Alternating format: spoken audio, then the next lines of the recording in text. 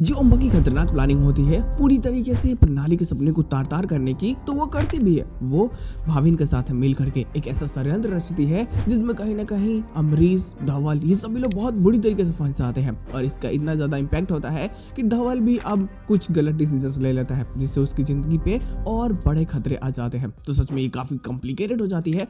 तो ये भी एक एपिसोड रिव्यू है। और बात करें इस बार स्टार्टिंग ना, तो इस बार तो वेल हॉल सी होती है। अमरीश जैसे ऊपर से नीचे आता है, अम्बा को तो समझा दिया होता है कि आप चिंता बिल्कुल ना कीजिए। मैंने अपने पापा को ये वचन दिया था कि मैं अपने घर को संभाल करके रखूंगा, और जिस कारण अभी इम्पोर्टेंट है मेरे लिए धवल को यहाँ पे लेकर के आना। किसी के सपने से मुझे कोई फर्क नहीं पड़ता। नीचे आकर के वो नताशा से बोल देता है कि तुम्हारी क्या प्लानिंग है, तुम बता दो। तो नताशा के पास भी एक माइंड ब्लोइंग प्लानिंग होती है।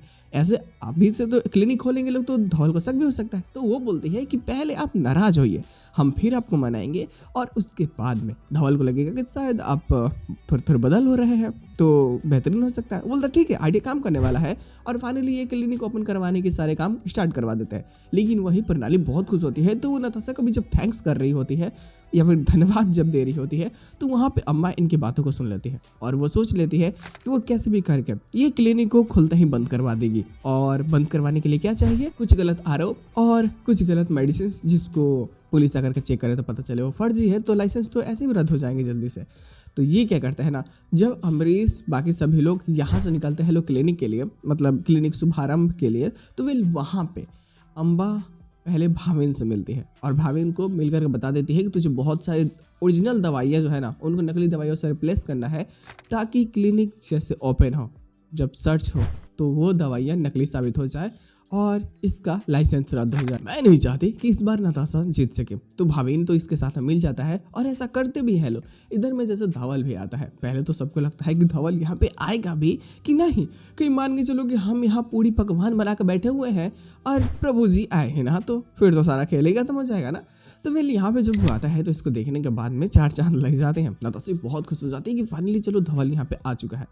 वो भी पूछते पाछते पहुंचता है, जब नताशा को देखता है तो बहुत खुश होता है।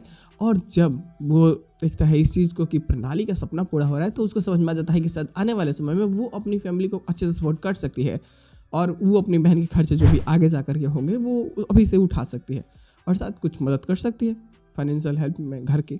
तो अब वो बहुत खुश होता है नताशा से भी, और अमरीश के इस फैसले का वो स्वागत करता है। लेकिन बात धीरे धीरे तब बढ़ती है जब इसके पोस्ट स्टेशन में सारी चीज़ें जो दिखाई जाती हैं वो हो जाती हैं। नकली दवाइयों के बारे में जैसे पता चलती है, तो इसको तो लगता है कि अमरीश ने सब किया है, और अमरीश को इस चीज़ के बारे में पता ही नहीं होता।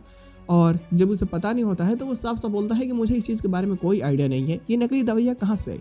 लेकिन वहीं पे धवल को ऐसा शक होता है कि आपने जानबूझ करके कहीं पर नाली भाभी को हमेशा हमेशा के लिए घर में कैद करने का प्लान तो नहीं बना लिया ना। क्योंकि अगर सारे डिग्रीज ही रद्द हो जाएंगी, लाइसेंस ही रद्द हो जाएगा, तो फिर वो क्या करेंगे, अमरीश को समझ नहीं पाता। और इसको शक होता है भाविन पे, क्योंकि भाविन यहाँ पे नहीं था।